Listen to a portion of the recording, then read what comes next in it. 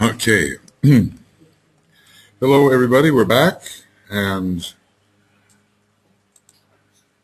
it's just so beautiful here in Denmark.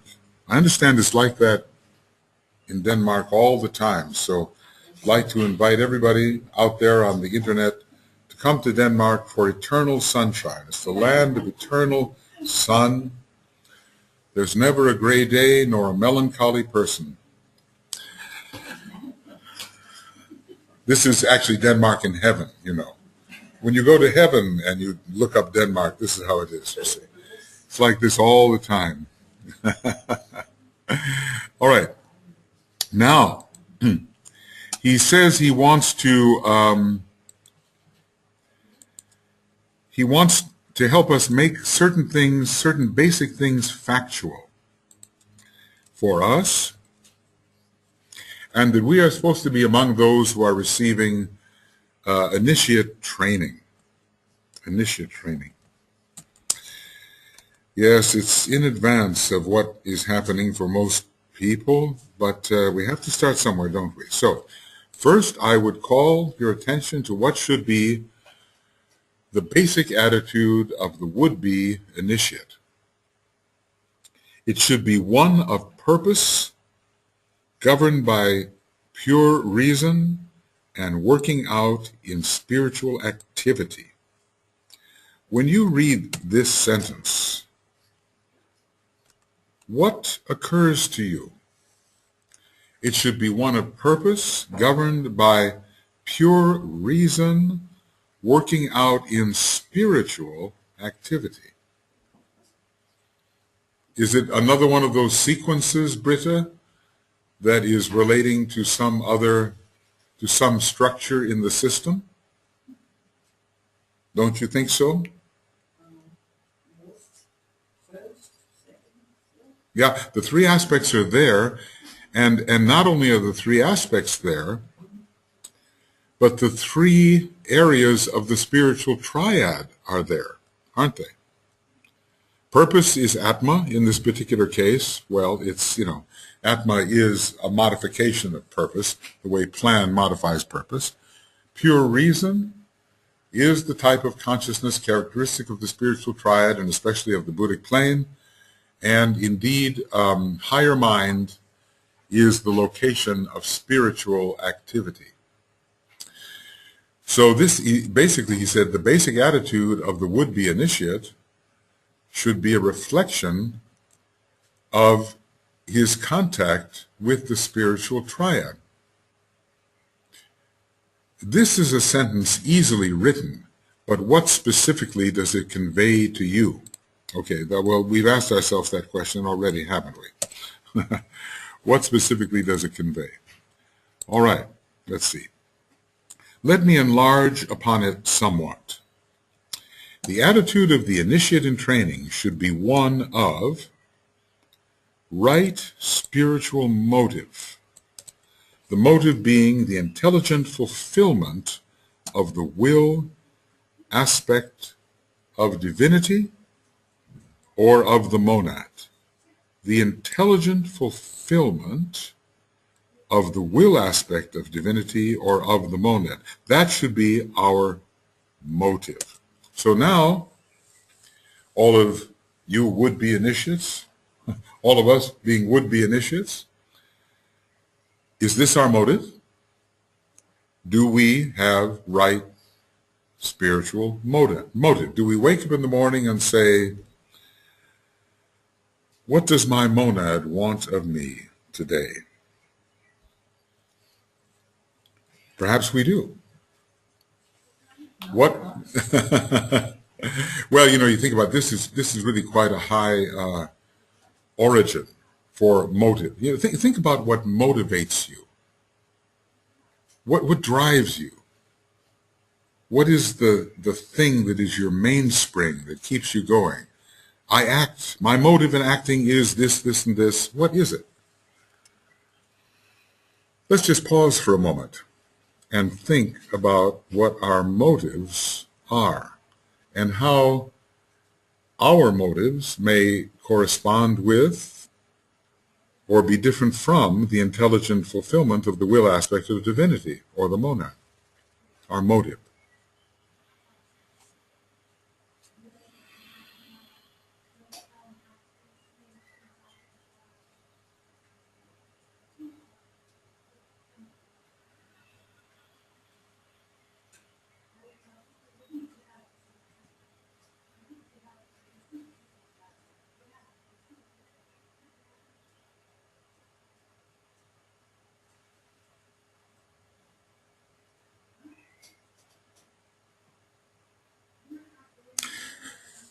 You know, monad sounds like a remote term, but if you really think about it as the essence of yourself, the intelligent fulfillment of the will aspect of divinity as it expresses through the essence of who I am.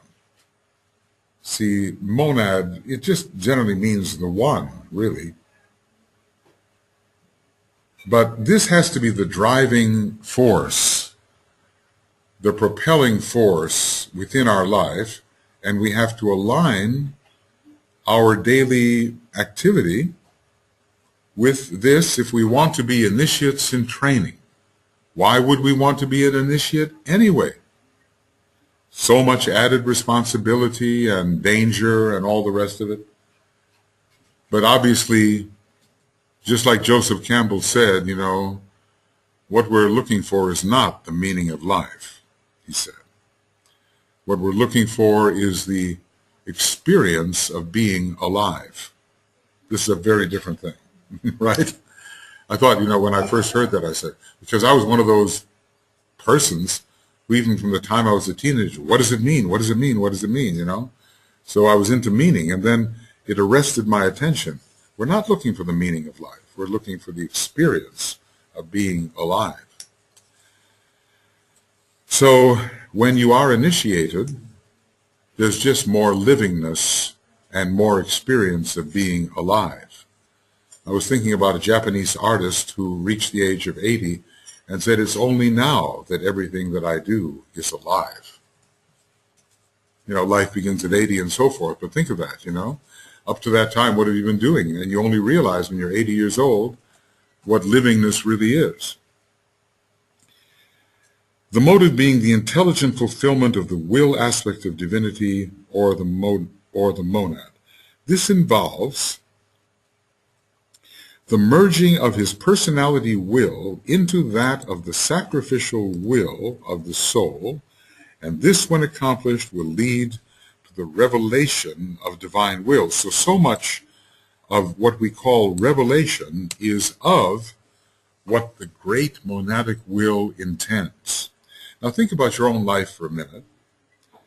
How successful are you, do you think? How successful am I, do I think, in merging my personality self-will with the sacrificial will of the soul? Can I even identify these two things before I can merge them? That's the question. So let's just pause for a moment. How does your personality self-will work out? Do you catch yourself expressing according to personality self-will? Is that operative in your life?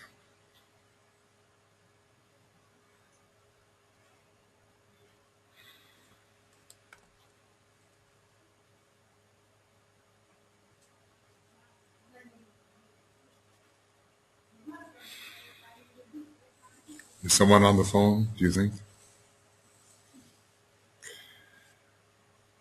Now, if you were to merge your personality self-will with the sacrificial will of your soul, what new quality would come into your personality self-will?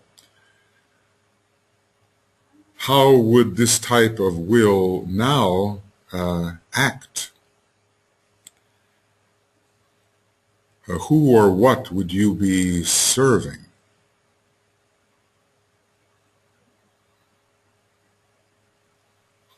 You see, when you will to do something, what are you serving with that will? The will has to serve something, doesn't it? So who or what is it serving? And in this case, I would say that will is serving sacrificial love. I would say that. The merging of personality, self-will.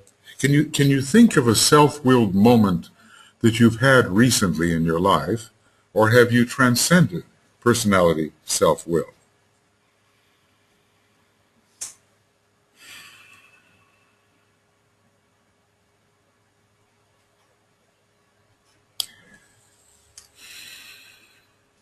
Can you think of a sacrificial willing moment that you've had recently in your life?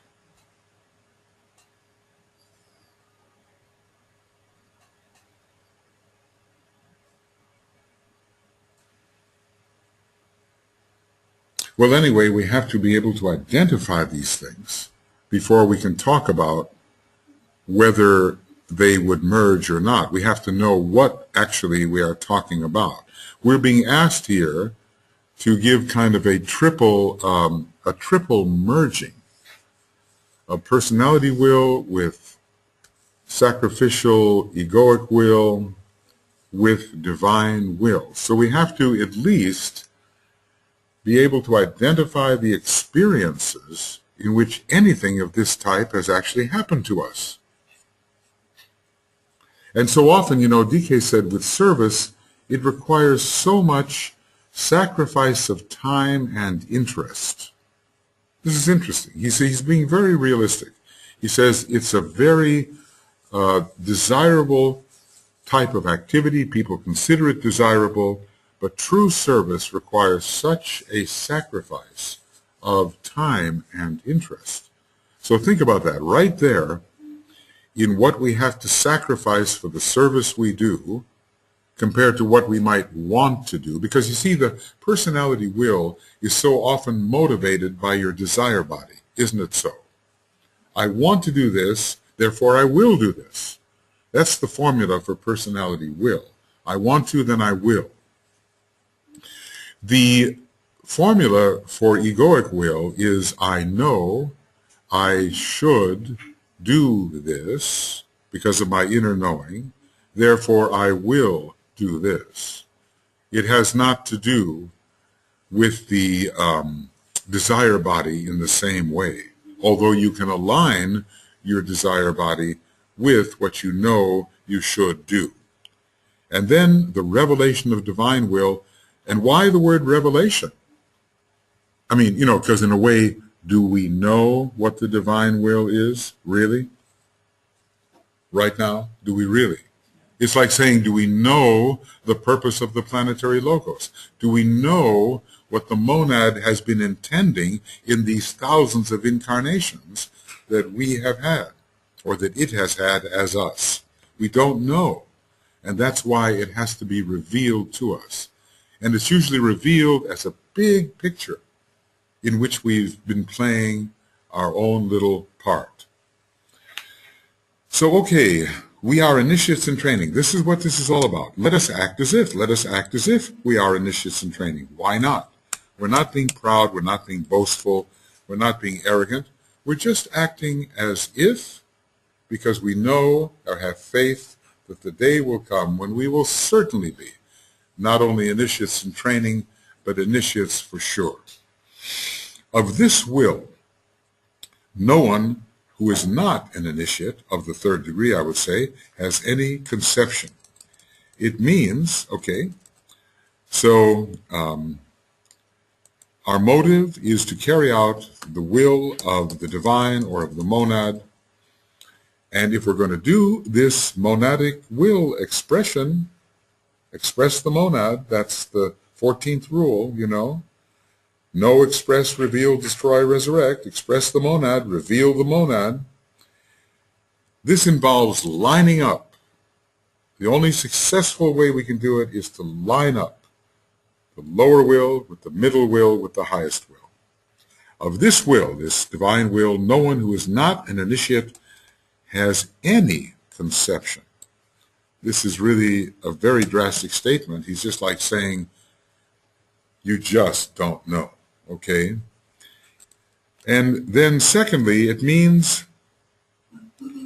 to be an initiate in training, to release the faculty of spiritual perception and of intuitive understanding, which involves the negation of the activity of the lower concrete mind, of the lower personal self, and the subordination of the knowledge aspect of the soul to the clear, pure light of the divine understanding. Every one of these sentences is so full of wonderful thoughts. So, let's see. The attitude of the initiate in training should be this.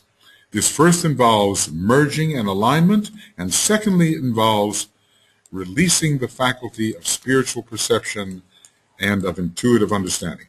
Now, and the mind gets in the way. So how many of you have read or are reading the Yoga Sutras of Patanjali as Alice Bailey presented them in The Light of the Soul? Have you read those? The Yoga Sutras. Okay, so what's the very first thing almost, after we fulfill the rules and commandments? We get into the ways in which we block the higher perception, don't we? And and how is it that we block the higher perception, particularly? That's using the concrete mind. Exactly. That's it. The overmobility or the lack of being able to still the concrete mind prevents intuitive impression. If we can't still the concrete mind, the intuition is like trying to reflect upon choppy waters, and the image is all divided up by the turbulence of the water. So the concrete mind must be negated, but used at will. We've got to use it when we need it, but it can't be something that's busy going all the time, preventing registration from the higher domains. The release of the faculty of spiritual perception and of intuitive understanding. These are soul faculties, and in a way, they are faculties that even belong more to the spiritual triad. This involves the negation of the activity, the lower concrete mind. Now, when he says lower concrete mind, you wonder, is there a higher concrete mind? Or does he mean when he says concrete mind that it's automatically the lower concrete mind? So negating the activity means that we don't always have to have it running. We can use it at will. Negating the activity of the lower personal self and the subordination of the knowledge aspect of the soul to the clear, pure light of divine understanding. And remember that in a way, the real soul, or what we would call soul, the true ego, as I helped us look up yesterday, is the spiritual triad. The true ego, spiritual triad. So what would it mean to subordinate the knowledge aspect of the soul to the clear, pure light of divine understanding? First of all, what is the knowledge aspect of the soul?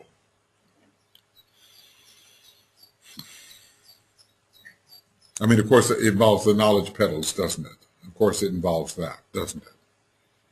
What is the attitude that accompanies the expression of the knowledge aspect of the soul?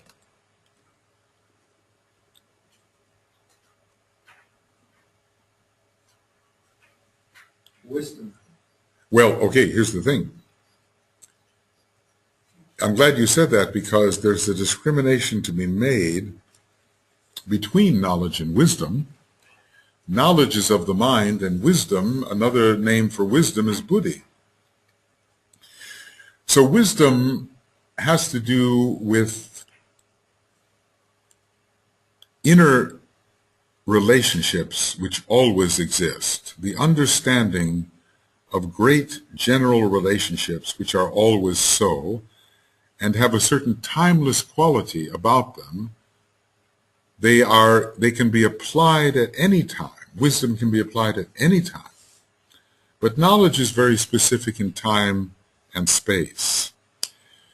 We all know, and it's been quite a service and maybe a sacrifice for Roberto Assagioli to have been singled out as one of the disciples of the Tibetan.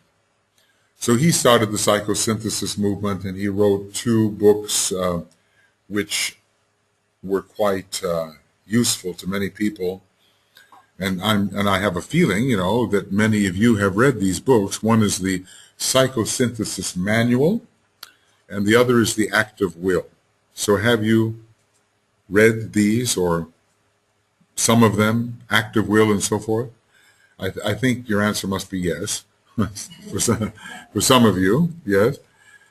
And DK stopped him at a certain point and said, you will have to curtail, to reduce or limit your avidity for knowledge and substitute for it a more esoteric approach. So here was Assagioli, second ray, and so forth, wanted tremendous knowledge from all areas. He had incredible enthusiasm for knowledge. It's like living in the encyclopedia and acquiring all this knowledge. What would be the difference between that attitude and the cultivation of the clear, pure light of the divine understanding? Because there is a difference, isn't there? Now, of course, this is not to say that the acquisition of knowledge is not highly valuable. It is, but it can get out of proportion, We have different aspects to our nature, and these aspects must be kept in reasonable balance. Otherwise, the machine falls apart. So if you're always acquiring knowledge, what is it that you're not exercising? Well, you're not present in the experience, and every experience will reveal its own type of knowledge through the clear, pure light of divine understanding. So it's like you tune in on what's actually happening, and you are adequate to that situation. The knowledge you need will be given to you to deal with that situation. It's kind of a quieter attitude. It's not a gathering attitude. It's a participatory attitude, isn't it? Like there's 3 B's that I like to associate with the 3 aspects of divinity: being, belonging, and becoming. Being, belonging, and becoming. So becoming is all about this constant movement. Everything's in flux, and more is coming in. Belonging is about participation and being in the moment and being with people and trusting that your intuition will reveal to you what is necessary for the relationship that is being created in that moment. This is the intuitive approach. Do we see the distinction here? So we have to cultivate the clear, pure light of divine understanding. What this means is we're focused on our heart center. We're focused on our heart center within the head center, the ajna center, the 12-petaled lotus. The antakarana is working. The buddhi is working. It's not the mind. See? So I suppose some of us feel that we do this, don't we? I mean, we have certain occasions that we do this. And maybe some of us are working with clients. Is it not so? Either, healing or in a psychological manner or in a guidance manner or some way like that. And During those moments, don't we try to put ourselves into the clear, pure light of a deeper type of understanding? In other words, we're not captured by the whole situation. We are in rapport with it, but we are focused on a higher level, which gives us perspective on the situation, because we are detached. One of the best ways to gain perspective is through detachment. You have to stand back. When these two factors are beginning to be active, and I suppose that's the alignment and that's the release of the intuition, so let's call them by their name, if I can do that. Alignment and the release of the intuition. You will have the emergence of the true spiritual activity upon the physical plane, motivated from the high source of the monad and implemented by the pure reason of the intuition. You'll really have a master of the wisdom. He's just described what a real master can do. There will be spiritual activity upon the physical plane. There's no escape. The monad will be behind the whole thing because the monad knows the purpose. And the pure reason is so intuitively sharp that it has the wisdom to know just what to do in the moment. So that's what I call the implemented by pure reason. The wisdom to know what to do in any moment or circumstance.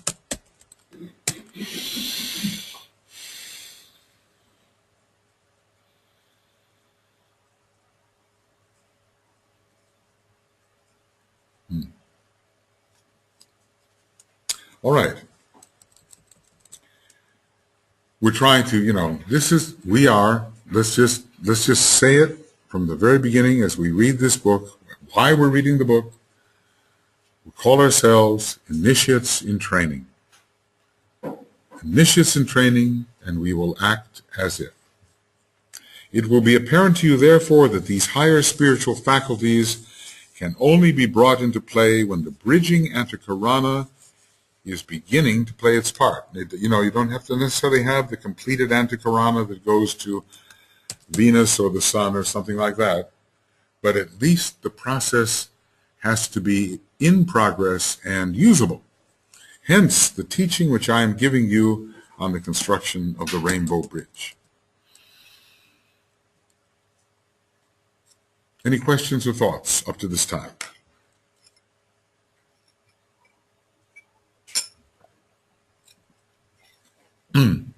Now, I know that I'm expecting of you a high level of concentration on these matters. And of myself too, because I'm concentrating with you as I try to interpret and evoke from you response, questions, whatever. And pausing more often now for a little bit of reflection to assimilate. This is not your customary daily activity. We are gathered here within the fire of mind, within the head's clear light, and attempting to stand at a point of tension which will make the illumination of the group aura a possibility. That's what we are doing.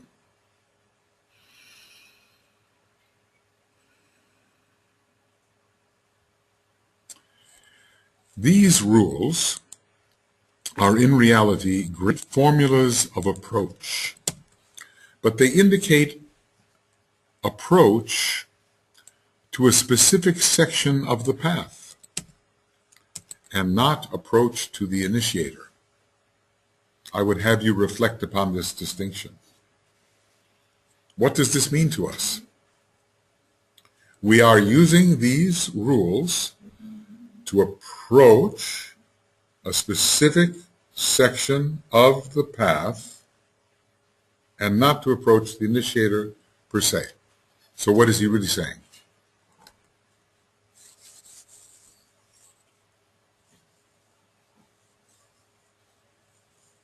it's more important to do the work than to go for a master. Yes, I think that essentializes it very well. That it's more important to do the work than to go for the master. I mean, that's it in a nutshell. The section of the path to which these rules admit us, in the fullest sense, is from the third initiation to the fifth. Of course, we have to interpret it on our own level, being, let us say, primarily initiates of the threshold.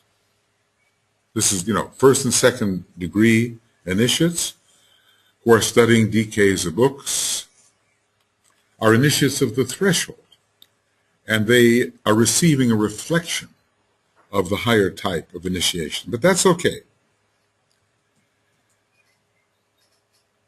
Sometimes we will look at what is said in these rules and wonder whether they don't take us to the seventh initiation. For instance, when you start with the 5 words in Rule 14, know, express, reveal, destroy, resurrect, there's a 1 through 5 application and there's a 3 through 7 application as well. And he often does this, showing us the higher applications of words like transmutation, transformation, transfiguration. So he says he's not writing for masters, okay, but in a way there are levels of interpretation. Master DK does have 5 masters working in his ashram. Interesting, the number 5 too, given his identification with Manas, you might say. So the section of the path here that we're dealing with in this particular rule, what does it strike you as being? Within the fiber of mind, focused within the head's clear light, let the group stand. The burning ground has done its work. The clear, cold light shines forth, and cold it is, and yet the heat evoked by the group love permits the warmth of energetic moving out. Behind the group there stands the door. Before them opens out the way. Together let the band of brothers onward move, out of the fire, into the cold, and towards a newer tension. What section of the path is suggested to you by those words?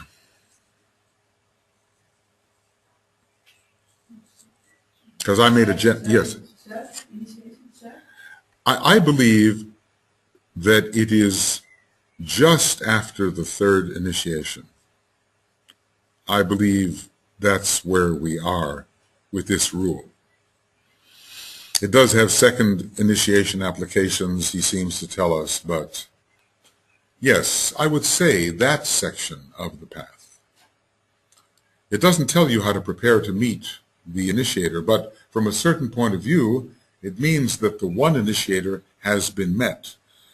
The door is left behind. Behind the group there stands the door into the spiritual triad at the third initiation, or at least the door into the causal body. Before them opens out the way.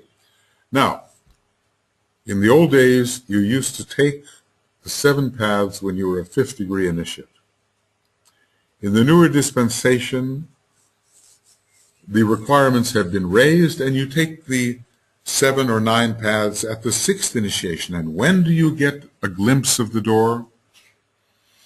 When do you get a glimpse of the path of higher evolution or the way of higher evolution? When is that? When do you think? Remember who's the traveler. It's not your personality. It's not your soul per se. The monad is the traveler. Yeah? Well, I believe we read just yesterday, interestingly enough, that you get your first glimpse at the 3rd degree. Because then you become a kind of probationary disciple in relation to the star Sirius at the 3rd degree. And you become an initiate of the 1st degree at the 5th initiation. Okay, so he says, I would have you reflect upon this distinction between approach to a specific section of the path and approach to the initiator. The way of the higher evolution lies open to the aspirant to the greater mysteries. And of course, even the masters are only aspirants to the greater mysteries. But he is often bewildered in the beginning and frequently questions in his mind the difference between the progress or evolution of the personality towards soul consciousness and the nature of the progress which lies ahead and which is essentially different to the unfoldment of pure consciousness, because the unfoldment of the will is involved, see? You know, he's going to try to tell us that consciousness and life are not the same. And it's possible to move onward into consciousness, expanding your consciousness, and it's also possible to move onward, into life. And that is a different thing, moving onward into life, and he doesn't really define it, but I think it's like moving from one point of tension to the next. The intensification of beingness, I think it means to move onward into life. So anyway, we're catching our first glimpse of the way of the higher evolution, and he's helped us a lot by writing about it. He wrote about it, as we said, in 3 places, and he gave us information that we would never know about ever. Just think about it. You tell your friends and family members, I'm a monad and I'll be going to Sirius before long. So then the little men with the white coats will appear at the door with their butterfly nets. They will have been called to take you away not to Sirius but to the local institution. You see, the things that we actually are treating as real here are just like science fiction or worse to most people. But we have a system of knowledge which reveals to us the rational connections from one point to another. So that when we say, well, perhaps as a monad I will take the ray path and become a ray of love, whatever, we have a reason for saying that, because we have thought through carefully, step by step, all the many conclusions on the way to that great conclusion. But when you say that to someone, they don't have the superstructure or the substructure. They don't have the foundation to consider it anything but just a wild, insane statement. You know, think about what most people think people are. You know, you're just a biological animal. You live on this planet for a very short time, then you're dead. You never live again. You never lived before. And you have to consume as much as possible Yes. in the shortest time To be happy. to save the world. That's what's going on today. Yeah. And The big hope is that the Chinese citizens will help us out. in consuming more and more Consuming more and more because there's so many. until there's nothing left of the planet at all. It's all been eaten up. You see, you understand how the fundamental misconceptions about what a human being is are basically destroying our planet. And then you begin to understand how the second ray type, with its quality of the hidden vision, presenting the vision, the hidden vision to humanity, is doing a tremendous service to change the values and the activities. You sometimes say, well, why do we bother studying all this stuff? Why do we learn about this? It is meant to be conveyed because it changes people's values and actions, and that will change the relationship to each other and to the planet. We just might get out of this alive, as it were, if we have the right values and act according to them. But he, you know, what DK is saying here is that the beginner, and he assumes that we are beginners, can't quite get the difference between the evolution of the personality towards soul consciousness and the nature of the progress which lies ahead. And I've done it again. Have I cut this out? Wait a second. Looks like I've cut out something. Yeah, which is essentially different to the unfoldment of pure consciousness. And now he gives us a very radical thought. Had you grasped the fact that after the third initiation, the initiate is not concerned with consciousness at all. Of course, it's a radical statement, and basically later and other places, he will say something like, consciousness as we know it, okay? The initiate is not concerned with consciousness at all, but with the fusion of individual will with the divine will. This is the initiate's objective. As he onward moves in life, because the more we fuse our lesser wills with the divine will, the more alive we are, the more identified we are with pure being and reality itself.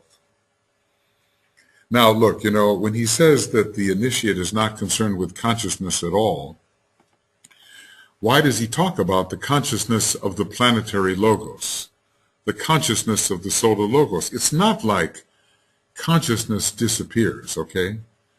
Because these great beings are expanding their consciousness too. But a further step is identification with will. And when one is doing that, the consciousness automatically expands. You're not just worried about touching more and more and more and being more and more aware. The fusion with the divine will itself expands the consciousness. And you know how we know that? He says there's a very interesting mantra that reveals that this is the case. And he says the following, often says anyway, those who do the will of God shall know.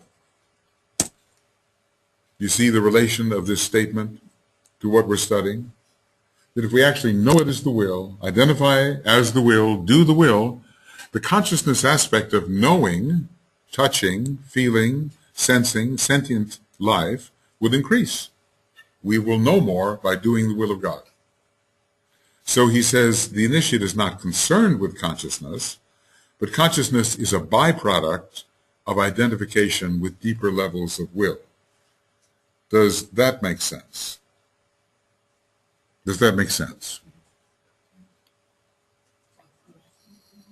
And is there any experience that we have which reveals to us that this is so?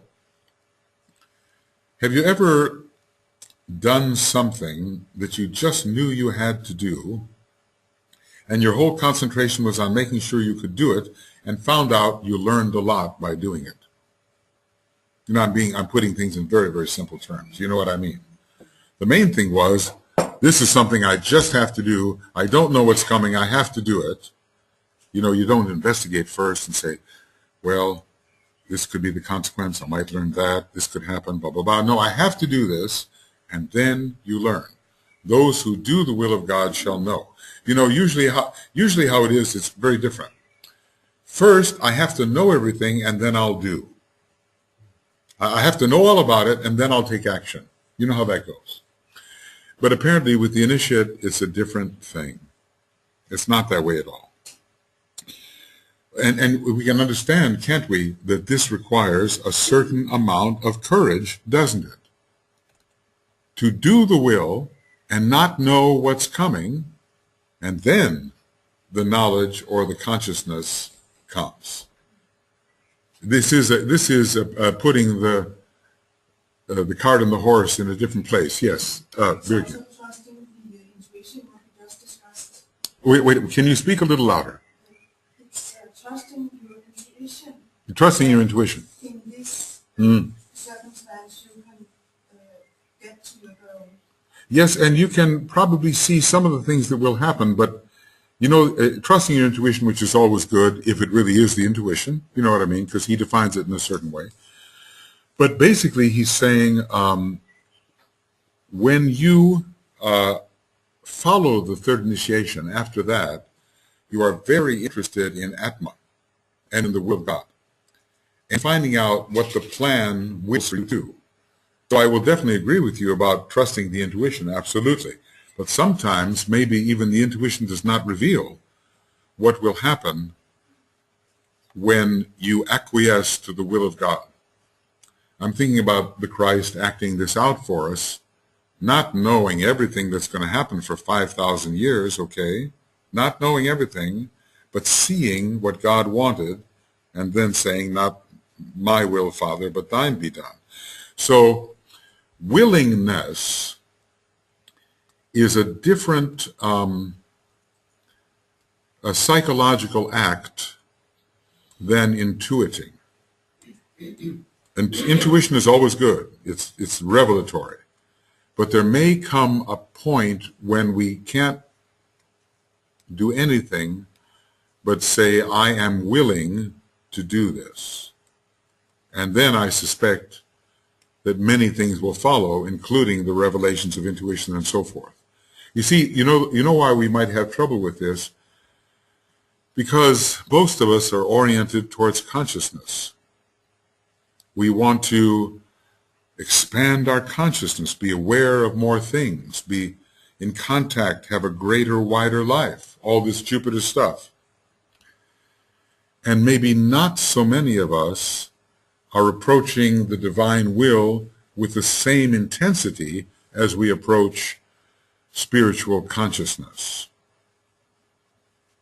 In other words, so far in our stage of development, it is not the will aspect which is activated as strongly as the consciousness aspect. Do you agree with me, or do you think that I exaggerate or underestimate? Just look at your own life. What do you think? Let's have a moment of comparison, just a little assimilation moment, in which we compare our approach to what we call consciousness with our approach to what we call will.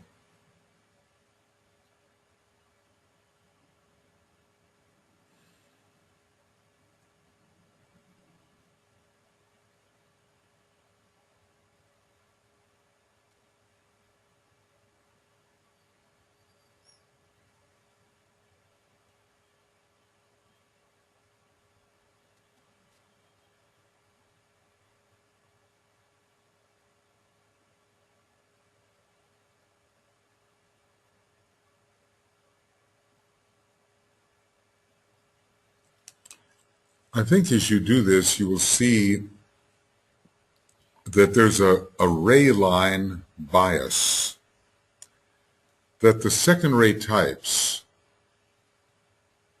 well, each type has to have what the other has, of course, eventually, but that the second-rate types tend to approach consciousness.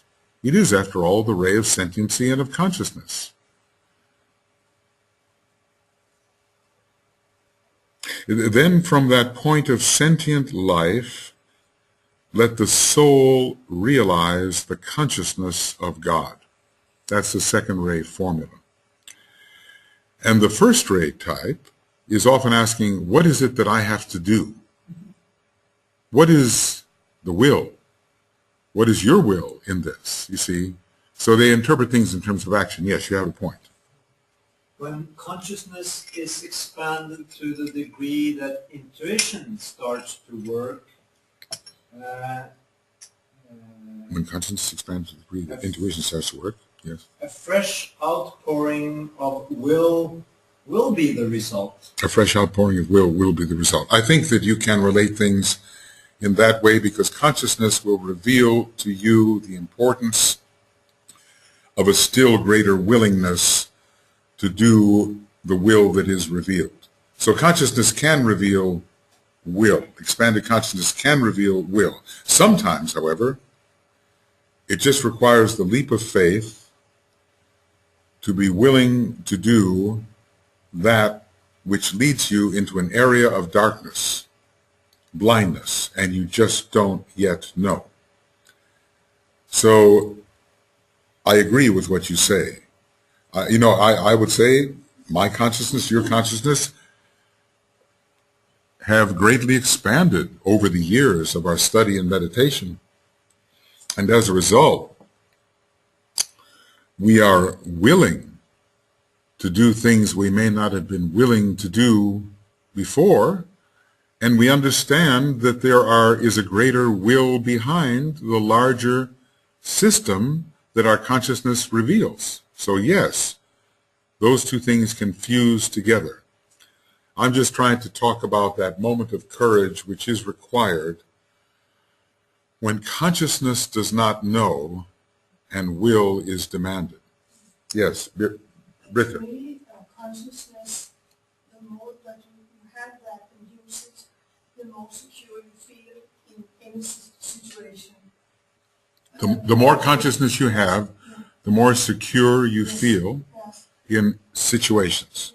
Yes. So that makes you take that steps that you were talking about. Because it points in the right direction. It makes you take that step. You have certain knowledge that gives you the security to go that way. You have an enlightened faith. Yeah. In other words, you may not know everything, but you know enough to know the direction which following the will bring. Yes, so it does give you more foundation, more security.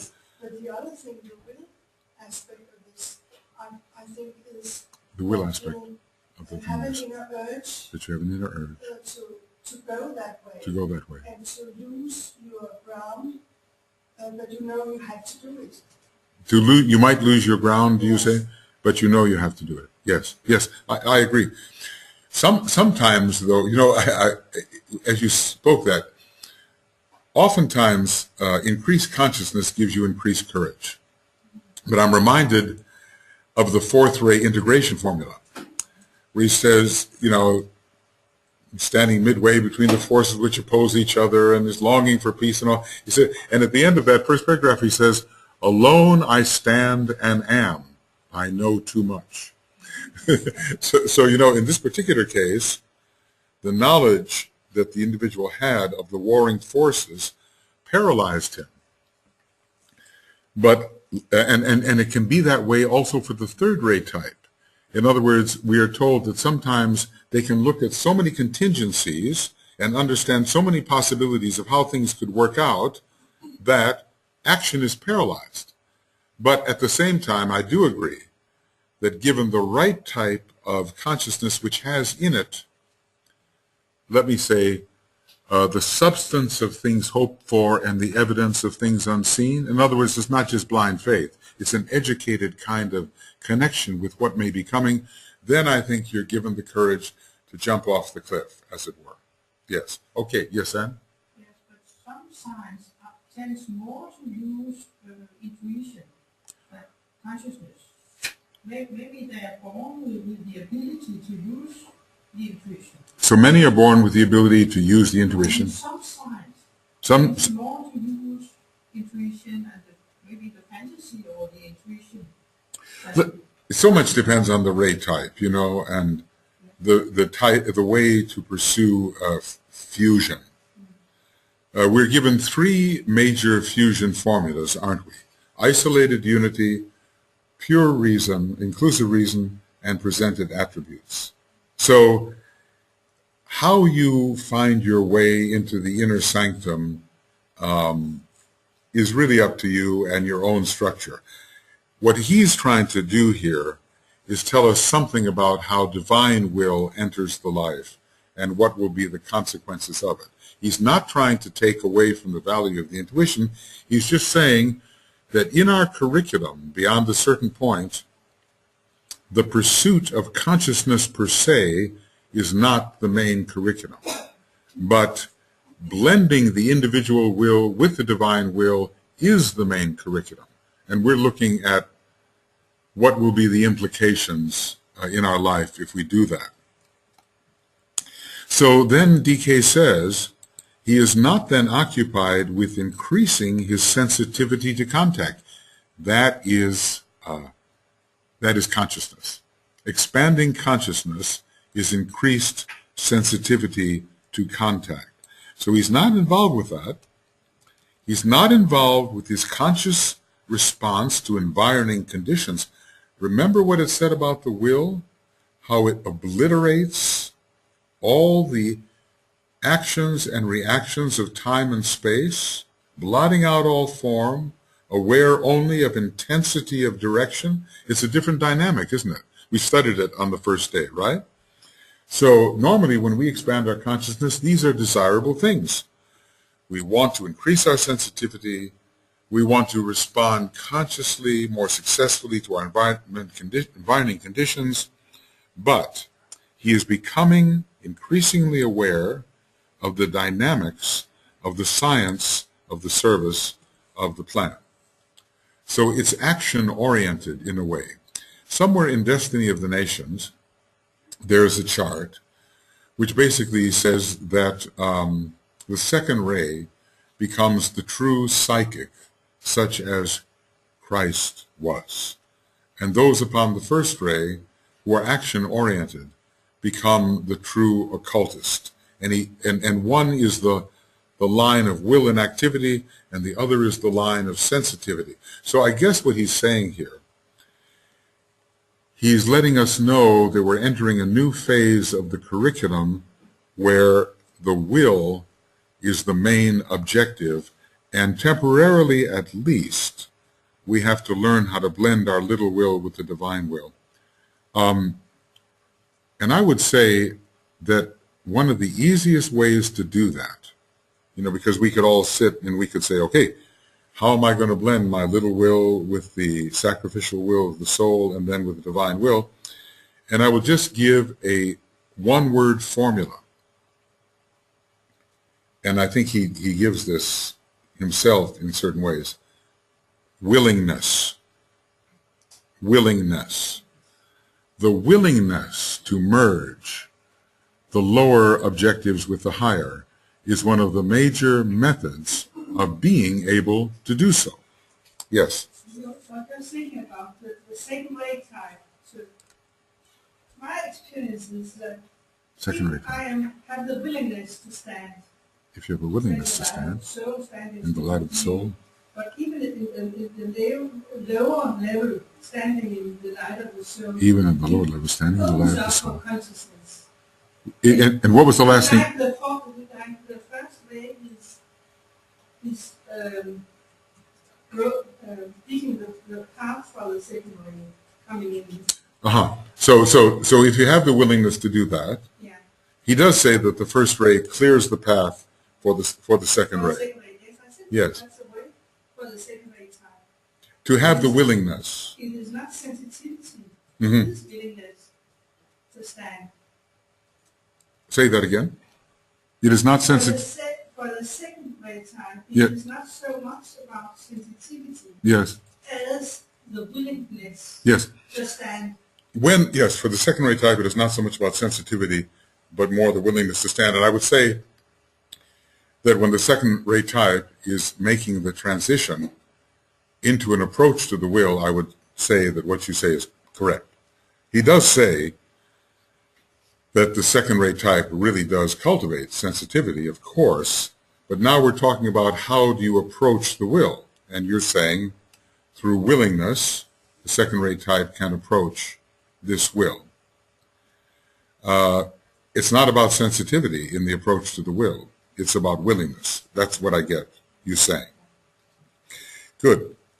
So this distinctive realization is becoming aware of the dynamics of the service of the plan, how to do it, how to continue to do it, how to persist in doing it, how not to be deflected from doing it. This distinctive realization can only come when his fused and blended personality and soul expression of will has disappeared in the blazing light of the divine purpose. It's not like he has no personality will or soul will. He does, and they are useful.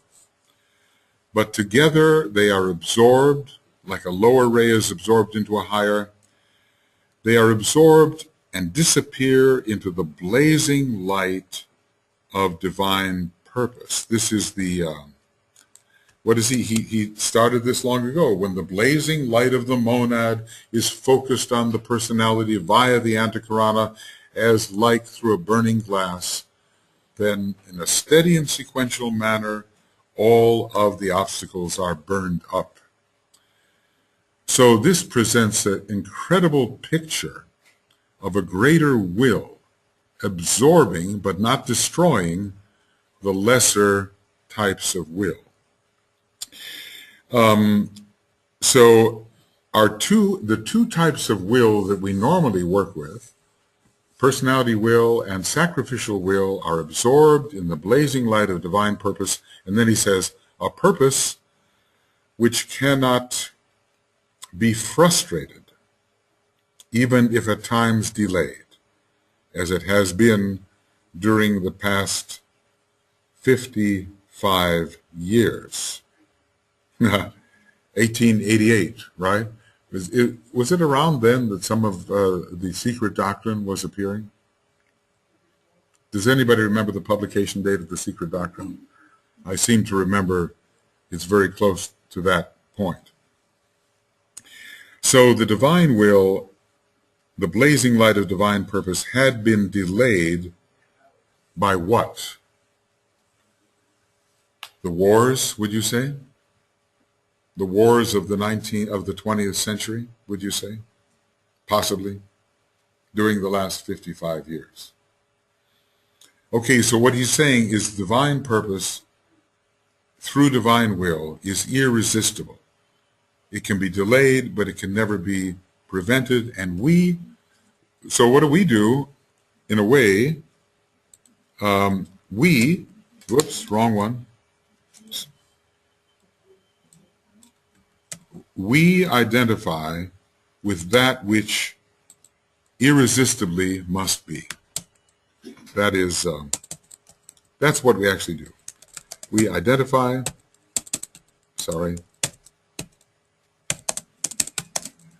with that which I'd like to spell those words correctly. Okay, irresistibly must be. Oh, something's wrong here. There we go. He says that much of what I have said here will seem meaningless to you. Now, does it seem meaningless to us? Or does it seem reasonable to us? Well, anyway, he tells us, remember, he wrote this 70 years ago, so maybe the people receiving it for the first time, we've had a lot of time to think about these things. They, in a way, didn't even have all the books yet when he wrote these things and made them available for the people. So much of what I have said above will seem meaningless to you because the finished contact between soul and personality has not yet been brought about. See, he started the new curriculum before finishing the old. When is the finished contact between soul and personality? When? Fourth degree. That's it. Just before.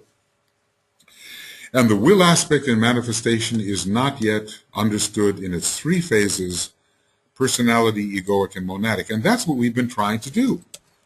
Right here in our little few hours together, we've been trying to understand individual self-will, sacrificial egoic will, dynamic, divine, monadic, purposeful will. We've been trying to understand the differences between those three things. Now, it would be a wonderful thing if the disciples of the world could be driven by divine purpose as it is reflected in the plan. But so far, not so many of us are thinking in wide enough terms really make that a possibility. But as I have earlier told you, I write for those disciples and initiates who are now coming into incarnation and who will be in the full flower of their consciousness and service at the latter end of this century. And elsewhere he says, and at the beginning of the next. But the effort you make to understand will have its effects, even if the brain registers it not. Well, so what is he calling for here? Interestingly, an act of faith. I don't know if I'm getting any better or understand any more. In my brain, nothing is happening, but I have the faith that it is. Well, think about how much we proceed on faith in our approach to the ageless wisdom. 95% of what he discusses with us, and maybe 99%, is at this time unverifiable by us. Or would you make the percentage, would you say that percentage is too big? When I read Cosmic Fire and I think, okay, how do I verify this stuff? Can I do that? Or do I accept that on the fact that the Tibetan is a very trustworthy source? So I accept it as a working hypothesis. That's my percentage anyway. All right, so he's saying, you don't understand personality, egoic, monadic will, and we are trying to do that. Our personality is not yet completely infused by the soul, and we just have to admit that and continue with the process of soul infusion, letting the love aspect in. Okay. In the last analysis, these rules or formulas of approach are primarily concerned with the Shambhala or life aspect. I think if we get that into our heads, or understanding, whatever, we really realize why we're dealing with a whole new area of the divine path than we have hitherto dealt with. Yeah? No? Yes. So he's saying, I helped you study the soul in earlier books. Now we are studying Shambhala and the life aspect. And that's, what a departure that is. And if we think we know all about it, he begins to tell us right at the very beginning, you know nothing. So at least we're all starting from square one, okay? They are the only formulas or embodied techniques at present extant which have in them the quality which will enable the aspirant to understand and eventually express the significance of the words of the Christ, life more abundantly. And of course, it's Aquarius as a constellation which is bringing into Shambhala life more abundantly. And he's telling us that these 14 rules have something in them which are leading us to a deeper understanding of these trite words, life more abundantly. I suppose a lot of people think of it as form more abundantly, like we'll have more stuff. I am come that you may have more stuff. This is how the mind, the materialistic mind translates. More free time, more pleasure, more cars, more boats, more whatever. The materialistic mind, what's the good life after all? You'll have more of it because I'm coming. But, okay, we know that's not the case. So what an amazing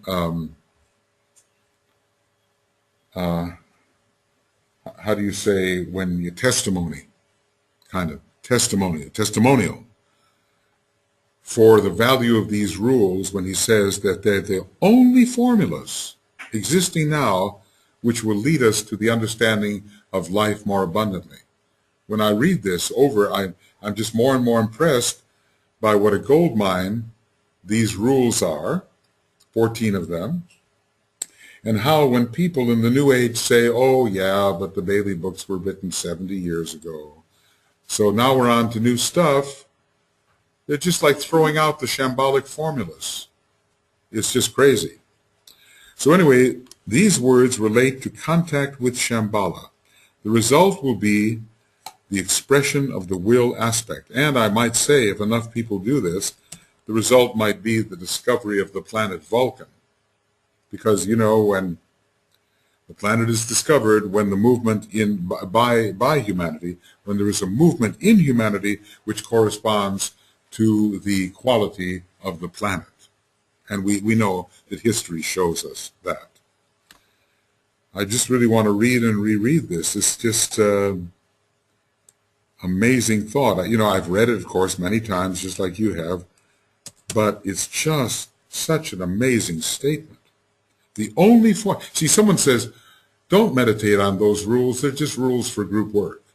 I heard a very accomplished esotericist say that. They're not really what DK said to meditate on. He gave us meditations, don't, you know, just secondary. The rules are secondary. The only formulas or embodied techniques which will lead to life more abundantly or to the understanding thereof. What a valuation of what we're studying. Life more abundantly. The words relate to contact with Shambhala. The result will be the expression of the will aspect. The whole process of invocation and evocation is tied up with the idea. We invoke and life more abundantly descends if we invoke the right way.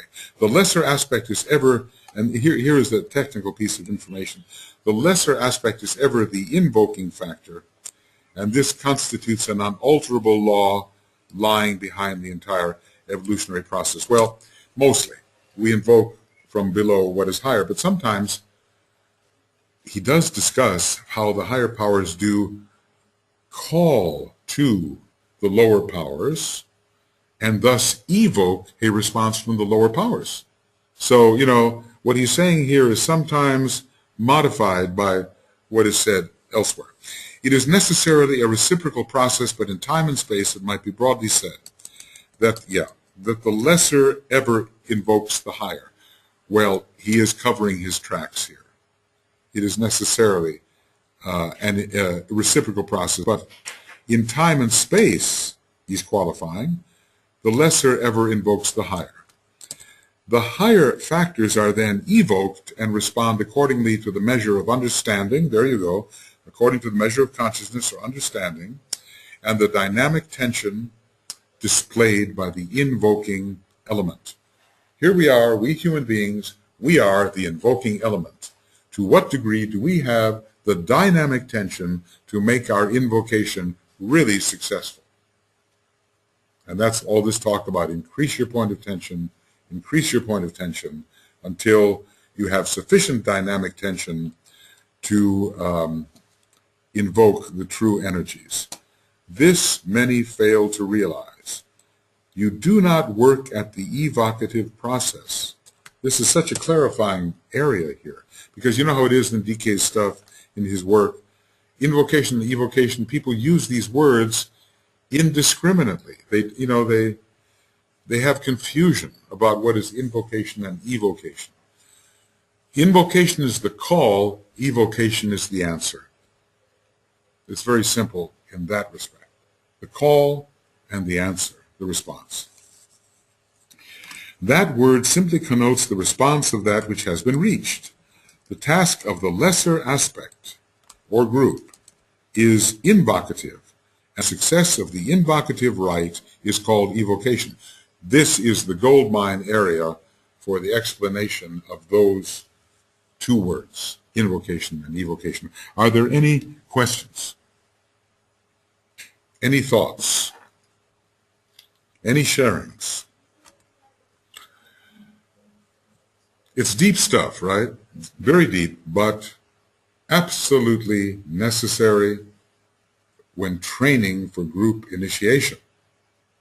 And there's no reason why we should not consider ourselves to be in training for group initiation, even if it doesn't occur for several lives. Why should we say a training period is only a short time? A training period may be a very long time, and we have to begin somewhere. Now, after lunch, we'll head into some interesting material that has not yet been impressed upon me as what it should be, but I know it will be interesting. So we'll take our break. I'm thinking about how unusual it is, really, that people come together for a long period of time, relatively, and concentratedly focus, word by word, line by line, paragraph by paragraph, on material such as this, with the intention of training themselves to be far more than they are now. Athletes train, of course.